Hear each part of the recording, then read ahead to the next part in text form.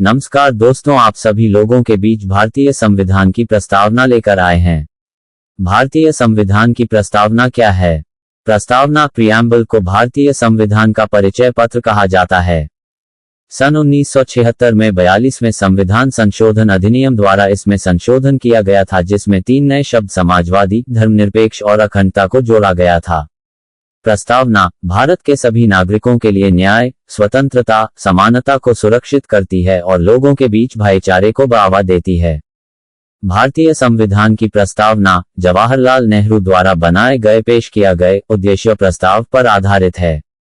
प्रस्तावना को सर्वप्रथम अमेरिकी संविधान में शामिल किया गया था, इसके बाद कई देशों ने इसे अपनाया है। संविधान विशेषज्ञ नानी पालकीवाला ने संविधान की प्रस्तावना को संविधान का परिचय पत्र कहा है। भारतीय संविधान की प्रस्तावना क्या है? Preamble of Indian constitution. हम भारत के लोग भारत को एक संपूर्ण प्रभुत्व संपन्न, समाजवादी, पंथनिरपेक्ष, लोकतंत्रात्मक गणराज्य बनाने के लिए तथा उसके समस्त नागरिकों को न्याय, सामाजिक, आर्थिक और राजनीतिक विचार, अभिव्यक्ति, विश्वास, धर्म और उपासना की स्वतंत्रता, प्रतिष्ठा और अवसर की समता प्राप्त करने के लिए तथा उन सब में व्यक्ति की गरिमा और राष्ट्र की एकता और अखंडता सुनिश्चित करने वाली बंधुता बढ़ाने के लिए दृढ़ संकल्प होकर अपनी इस संविधान सभा में आज तारीख 26 नवंबर 1949 शून्य को एतद द्वारा इस संविधान को अंगीकृत, अधिनियमित और आत्मापित करते हैं।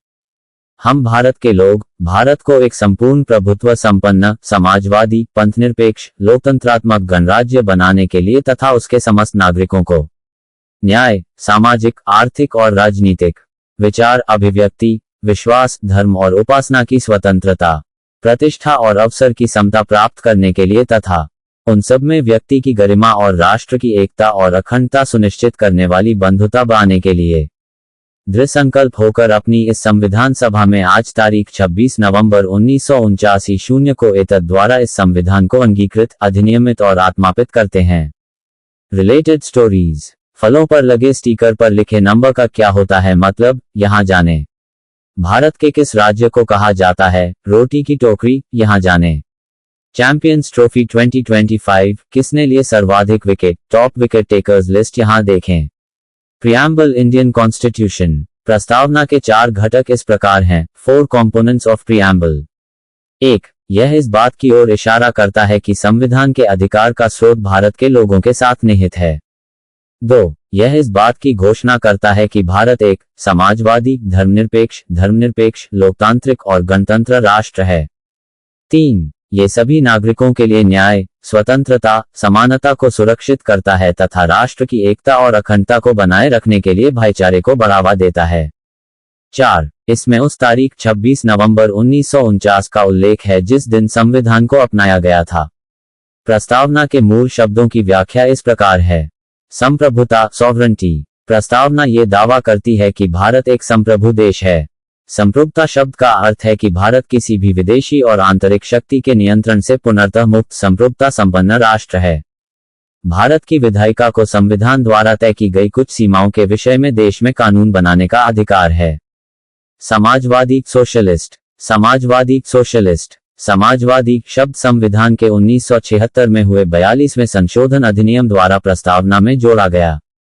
समाजवाद का अर्थ है समाजवादी की प्राप्ति लोकतांत्रिक तरीकों से होती है। भारत ने लोकतांत्रिक समाजवाद को अपनाया है।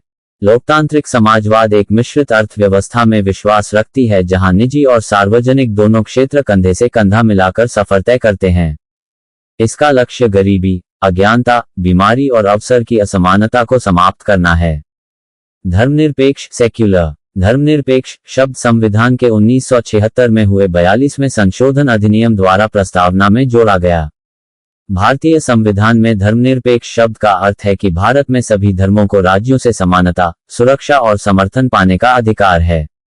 संविधान के भाग 3 के अनुच्छेद 25 से 28 एक मौलिक अधिकार के रूप में धर्म की स्वतंत्रता को सुनिश्चित करता है।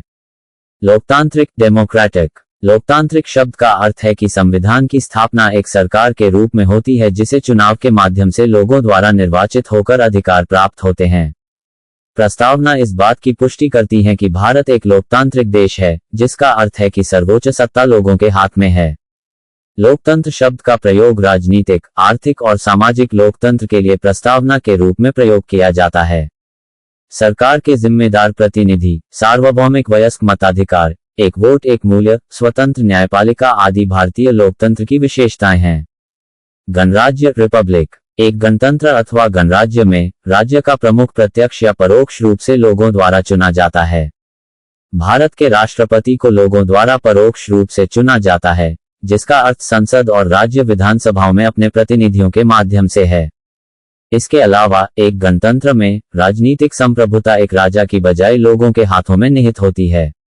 न्याय जस्टिस, प्रस्तावना में न्याय शब्द को 3 अलग अलग रूपों में समाविष्ट किया गया है, सामाजिक, आर्थिक और राजनीतिक, जिन्हें मौलिक और नीति निर्देशक सिद्धांतों के विभिन्न प्रावधानों के माध्यम से हासिल किया गया है।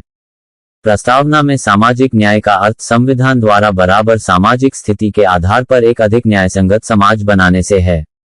आर्थिक न्याय का अर्थ समाज के अलग अलग सदस्यों के बीच संपत्ति के समान वितरण से है, जिससे संपत्ति कुछ हाथों में ही केंद्रित नहीं हो सके। राजनीतिक न्याय का अर्थ सभी नागरिकों को राजनीतिक भागीदारी में बराबरी के अधिकार से है।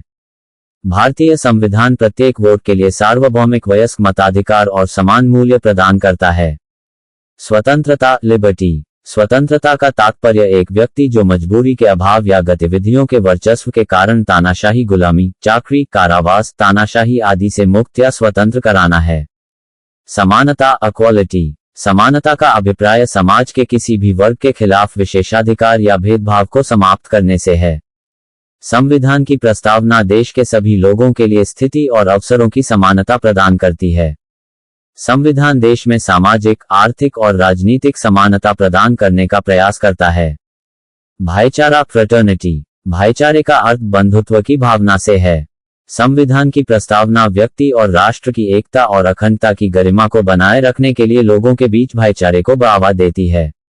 प्रस्तावना में संशोधन, अमेंडमेंट इन द प्रिएम्बल, 1976 में 42वें संविधान संशोधन अधिनियम अभी तक केवल एक बार द्वारा प्रस्तावना में संशोधन किया गया था, जिसमें 3 नए शब्द समाजवादी, धर्मनिरपेक्ष और अखंडता को जोड़ा गया था। अदालत ने इस संशोधन को वैध ठहराया था। सुप्रीम कोर्ट द्वारा व्याख्या, explanation of preamble by the supreme court. संविधान में प्रस्तावना को तब जोड़ा गया था जब बाकी संविधान पहले ही लागू हो गया था। बेरुबरी यूनियन के मामले में 1960 सुप्रीम कोर्ट ने यह कहा कि प्रस्तावना संविधान का हिस्सा नहीं है। हालांकि ये स्वीकार किया गया कि यदि संविधान के किसी भी अनुच्छेद में एक शब्द स्पष्ट है या उसके एक से अधिक अर्थ होते हैं तो प्रस्तावना को एक मार्गदर्शक सिद्धांत के रूप में इस्तेमाल किया जा सकता है। केशवानंद भारती मामले 1973 में सुप्रीम कोर्ट ने अपने पहले के फैसले को पलट दिया और यह कहा कि प्रस्तावना संविधान का एक हिस्सा है और इसे संविधान के अनुच्छेद 368 के तहत संशोधित किया जा सकता है, लेकिन इसके मूल ढांचे में परिवर्तन नहीं किया जा सकता है। एक बार फिर भारतीय जीवन बीमा निगम के मामले में सुप्रीम कोर्ट ने यह कहा कि प्रस्तावना संविधान का एक हिस्सा है। इस प्रकार स्वतंत्र भारत के संविधान की प्रस्तावना खूबसूरत शब्दों की भूमिका से बनी हुई है। इसमें बुनियादी आदर्श, उद्देश्य और दार्शनिक भारत के संविधान की अवधारणा शामिल है। ये संवैधानिक प्रावधानों के लिए तर्कसंगतता अथवा निष्पक्षता प्रदान करते हैं। दोस्तों, लाइक एवं सब्सक्राइब करें और इस वीडियो को ज्यादा से ज्यादा शेयर करें। ऐसे जानकारी के लिए हमारे चैनल से जुड़े रहें। धन्यवाद। जय संविधान।